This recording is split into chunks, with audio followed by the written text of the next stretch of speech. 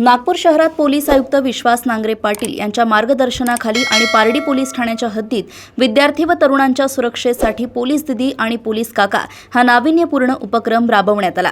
या उपक्रमाचा मुख्य उद्देश शाळकरी मुले व महाविद्यालयीन विद्यार्थ्यांच्या मनातील पोलिसांबद्दलची भीती दूर करून त्यांच्यात सुरक्षेची आणि विश्वासाची भावना निर्माण करणे हा आहे। या मोहिमेअंतर्गत नियुक्त पोलीस अधिकारी आणि अंमलदार शाळा कॉलेजमध्ये जाऊन मुलींना लैंगिक शोषणापासून सुरक्षेसाठी गुड टच बॅड टचची माहिती देतात। तसेच अल्पवयीन मुलांमध्ये वाढणारे अंमली पदार्थांचे व्यसन रोखणे, रॅगिंग व छेडछाडीच्या घटनांना आळा घालणे, सायबर गुन्हे आणि रस्ते सुरक्षेबाबत जागृती निर्माण करणे यावर भर देतात।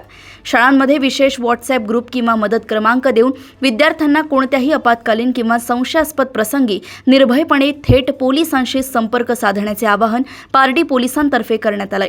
बरोबर आहे। माननीय पोलीस आयुक्त नागपूर शहर यांच्या अभिनव उपक्रमामध्ये हे पूर्वीपासूनच सामील आहे पोलीस दीदी पोलीस काका, जेणेकरून की जे आपण प्रत्येक शाळेत कॉलेजमध्ये किंवा आपल्या एरियाच्या प्रत्येक क्षेत्रामध्ये जेव्हा आम्ही पेट्रोलिंग करतो किंवा दिवसा आपण आमचे एक पोलीस उपनिरीक्षक श्रीमती राजकिरण ढोके आणि त्यांच्यासोबत आमचे स्टाफ असतो।